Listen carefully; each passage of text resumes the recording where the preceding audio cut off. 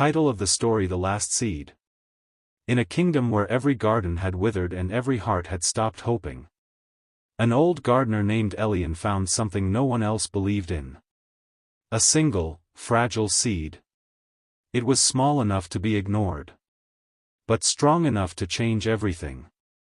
And what happened next is the reason people still speak his name centuries later. Long ago, Elian had tended the royal gardens, once the pride of the kingdom. But years of drought and greed had turned them to dust. The king cared only for gold, and the people stopped believing in miracles. Still, every morning, Elian would sweep the dead leaves, water the dry soil, and whisper to the wind, "One day, life will return." One evening, while digging near a cracked fountain, his spade struck something small. He knelt down and lifted it, a single seed, wrapped in a faded leaf, warm as if it held a heartbeat. He hurried to the palace and said, "Your Majesty, this seed can bring back the garden." The courtiers laughed. "A seed? In this dead soil? You're chasing ghosts, old man." But the king, half amused, said, "Plant it. If it grows, I'll reward you. If it fails, you'll be banished." So Elian planted the seed in the courtyard. He cared for it with all he had. A few drops of water, a bit of shade, and every hope left in his heart. Days passed. Nothing. Weeks passed. Still nothing. Guards mocked him, children jeered, and even the king forgot his promise. But Elian stayed. Through storms, through cold nights, through every cruel whisper, he stayed.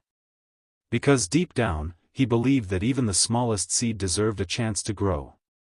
Then one dawn, after the harshest winter night, he saw it. A tiny green shoot pushing through the frost. He fell to his knees and wept. The miracle had begun. Word spread. People came from every corner to see the little plant that defied death. They brought water. They cleared weeds. They helped the old gardener nurture it. And soon, the courtyard bloomed again.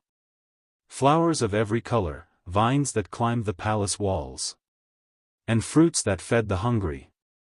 For the first time in years, the kingdom smelled of life.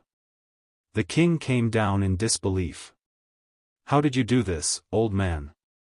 Elian smiled. "I didn't. We did. The seed just needed someone to believe before it could grow."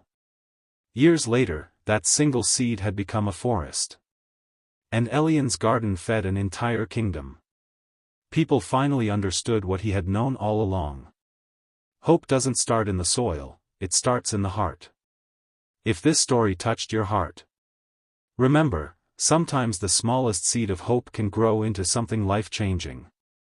So if you believe in stories that inspire and heal, subscribe, and let's keep planting seeds of hope together.